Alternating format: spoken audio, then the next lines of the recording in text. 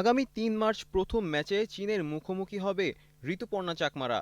তার আগে সব ভুলভ্রান্তি শুধরে নিতে চায় বাংলাদেশ দল।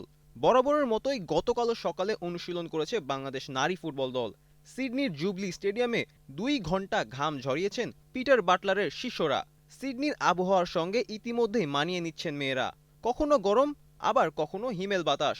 দুই পরিস্থিতিতেই মানিয়ে নিতে হচ্ছে লাল সবুজের মেয়েদের। এবারই প্রথম এত বড় মঞ্চে খেলছে বাংলাদেশ, তাই ফুটবলারদের মধ্যে রোমাঞ্চ কাজ করছে, আছে চ্যালেঞ্জও। লড়তে হবে শক্তিশালী দলগুলোর বিপক্ষে।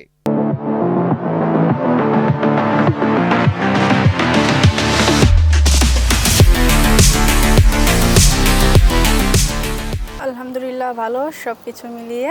ওইখানে আসার পর আমরা একটা ফ্রেন্ডলি ম্যাচ খেলছি, তো ওইখানে যা ভুল ত্রুটি হয়েছে কোচ আমাদের সেটা 2টা ট্রেনিং সেশন করেছি। না না, মানায় নেওয়ার মতো কষ্ট হওয়ার কিছু নেই। এখানে হচ্ছে আমাদের ফিজিও তো রেডি ছিল, তো উনি অসুস্থ হয়ে গেছে একটু, তো ওনার সার্জারি হয়েছে, তো সেজন্যই আসতে পারে নাই। তো এখানকার ফিজিও আলহামদুলিল্লাহ ভালো, সবাই মানে নিতে পারতেছি। কাজ তো হচ্ছে সব দিক দিয়ে ট্রেনিং সেশনে যা আমাদের ভুল ত্রুটি হয় সেটা ধরিয়ে দেয় আমাদের, তো ওইটা শুধরানোর চেষ্টা করি আমরা।